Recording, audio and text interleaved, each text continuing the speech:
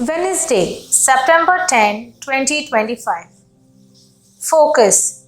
Here there is not Greek and Jew, circumcised and uncircumcised, barbarian, Scythian, slave, free, but Christ is all and in all. Christian Brahmin boy seeks alliance with a Christian Brahmin girl.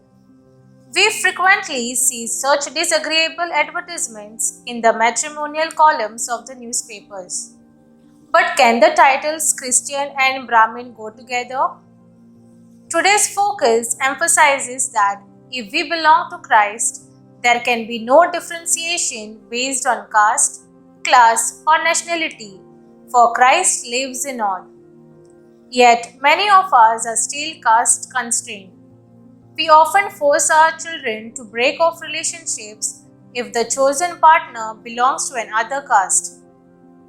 Even priests who happen to belong to the OBC, SC, ST community may be subtly cold-shouldered. In the Old Testament, we see that God chose a shepherd boy, David, to be his anointed king. Jesus himself was born into a carpenter's family, which included women of ill repute in its lineage.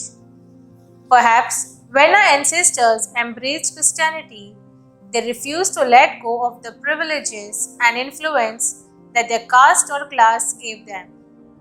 But today, we can change this by being humble in spirit and shunning all such prejudiced practices, knowing that the same saving blood of Jesus runs in the veins of all who believe in him.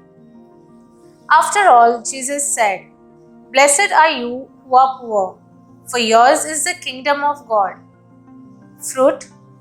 I will not discriminate against people for their earthly status, but rather see Christ in everybody.